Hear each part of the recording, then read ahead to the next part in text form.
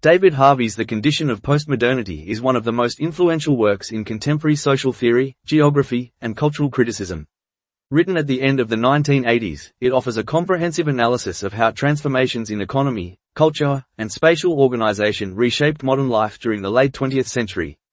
Harvey approaches postmodernism not as a purely intellectual or aesthetic movement, but as a historical condition deeply tied to the dynamics of capitalism. His central argument is that postmodernity represents a cultural expression of a new phase of capitalist development that he terms flexible accumulation. By connecting economic structures with cultural forms, Harvey bridges Marxist political economy and postmodern cultural theory, providing one of the most profound syntheses of critical thought on the topic. 1. The historical and intellectual context.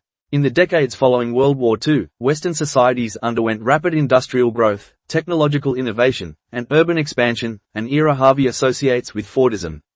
This period was characterized by mass production, standardized goods, stable labor relations, and a relatively predictable economy. However, by the 1970s, this system entered into crisis due to economic stagnation, oil shocks, inflation, and changing global dynamics.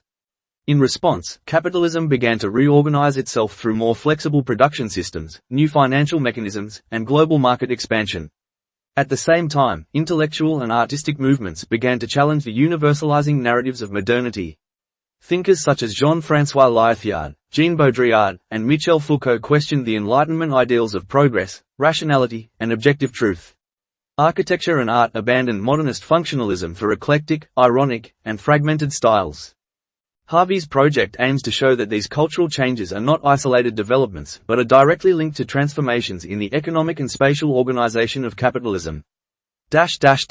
2. Modernity and postmodernity, two cultural logics. Harvey distinguishes modernity and postmodernity as two different cultural logics rooted in distinct modes of production. Modernity, associated with the industrial era, emphasized order, stability, progress, and the belief in universal human reason. It produced the monumental architecture of Le Corbusier, the rational social planning of modern urbanism, and the grand narratives of Marxism, liberalism, and science. In contrast, postmodernity emerged as a reaction to these totalizing tendencies. It celebrates fragmentation, plurality, and difference. Postmodernism rejects the idea of a single truth or a coherent worldview. Instead, it embraces diversity, irony, and play. Harvey notes how postmodern art and architecture reflect these values. Buildings combine styles from different epochs, advertisements mix cultural symbols freely, and media creates a continuous flow of images detached from stable meaning. However, Harvey argues that this cultural pluralism is not inherently liberating. Instead, it reflects the flexibility and volatility of late capitalism, where everything, from art to identity, is commodified and constantly reinvented for market purposes. Thus, the death of grand narratives parallels the collapse of stable economic and social structures.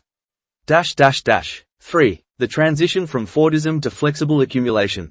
At the heart of Harvey's analysis is the transformation of capitalism's mode of accumulation. The Fordist Keynesian regime, dominant from the 1940s to the early 1970s, was based on standardized mass production, national economic planning, and relatively stable labor relations. This system generated prosperity but also rigidity. After the 1973 oil crisis and global economic downturn, a new model emerged, what Harvey calls flexible accumulation. This phase is characterized by 1. Flexible production, smaller, more specialized firms responding rapidly to market changes. 2. Just-in-time manufacturing and subcontracting. 3. Financialization and the rise of speculative capital. 4. Technological innovation in information and communication. 5. Global labor reorganization, including outsourcing and deindustrialization in the West. 6. Cultural diversification and niche marketing to segmented audiences. This shift produced a world marked by uncertainty, rapid turnover, and spatial mobility. It also gave rise to new urban forms, gentrified districts, global cities, and post-industrial landscapes, alongside growing inequalities and precarity. Harvey sees postmodern cultural forms as reflections of this unstable, rapidly changing economic base. 4. Space, time, and compression. One of Harvey's most original contributions is his concept of time-space compression. He argues that technological innovations, such as jet travel, telecommunications, and digital networks, have drastically shortened the time it takes to move people, goods, and information. The world feels smaller, more immediate, and interconnected. This compression of space and time alters our experience of reality.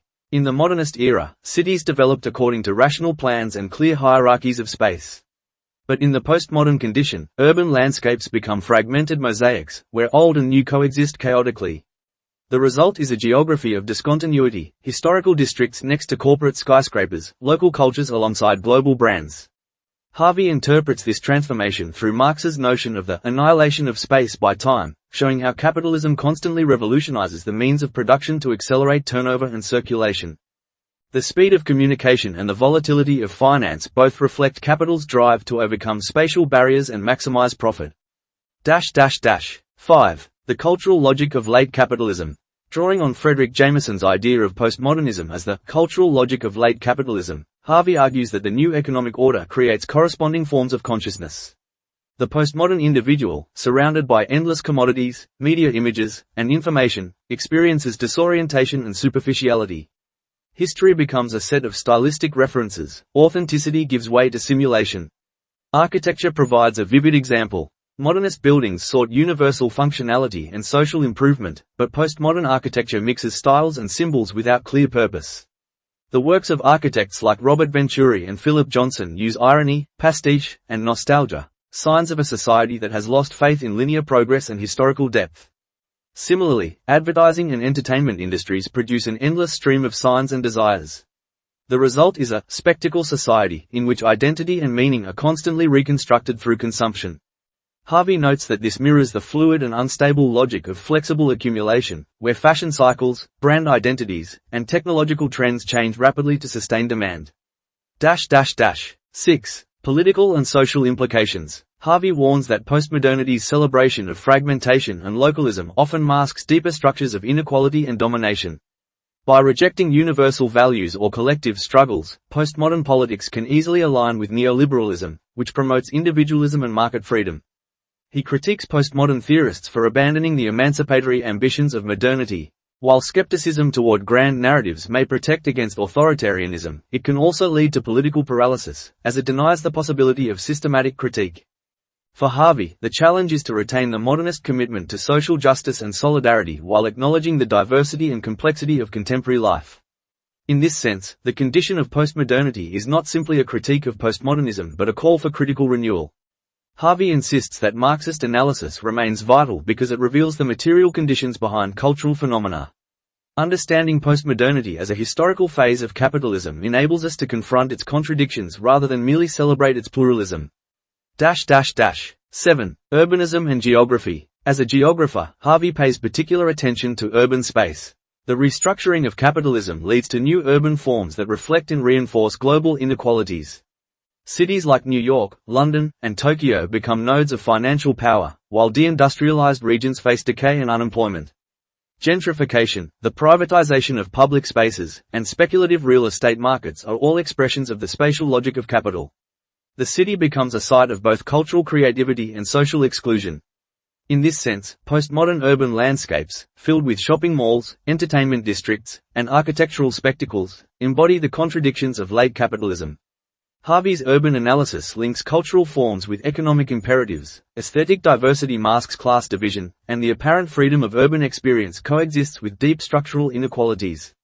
8. Modernity Revisited, a critical perspective. In his concluding chapters, Harvey argues that we must move beyond the false dichotomy between modernity and postmodernity. Both are products of capitalist modernity, which constantly reinvents itself through cycles of crisis and innovation. Postmodernity, rather than replacing modernity, represents its reconfiguration under new conditions. He proposes a dialectical approach that recognizes the achievements and failures of modernity. While Enlightenment ideals of reason and progress were often tied to domination, they also provided tools for critique and emancipation. Similarly, postmodern relativism can open space for difference and creativity, but it risks dissolving the capacity for collective action. The goal, Harvey concludes, is to develop a historical geographical materialism that integrates economic, cultural, and spatial analysis to understand and transform the world. 9. Legacy and influence. The condition of postmodernity has had a profound impact across disciplines: geography, sociology, architecture, cultural studies, and political theory. It helped shift debates about postmodernism from abstract philosophy to concrete historical analysis. Harvey's concept of time-space compression remains a key framework for understanding globalization, technological acceleration, and the changing nature of urban life. Moreover, his work inspired critical perspectives on neoliberalism, showing how the cultural values of flexibility, innovation, and individualism serve to legitimize capitalist restructuring. In later works such as A Brief History of Neoliberalism, 2005, Harvey would extend these insights to a global scale, tracing how the postmodern condition became institutionalized through neoliberal policies and financial power. 10. Conclusion. David Harvey's The Condition of Postmodernity stands as one of the most rigorous critiques of postmodern thought and one of the most insightful analyses of late capitalism.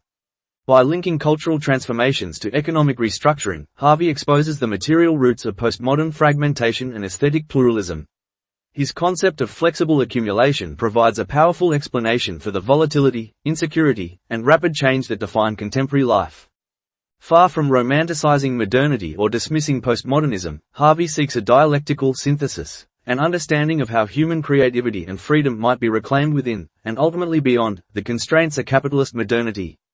In doing so, he reminds readers that history and geography are not static backdrops but living processes shaped by power, production, and collective struggle.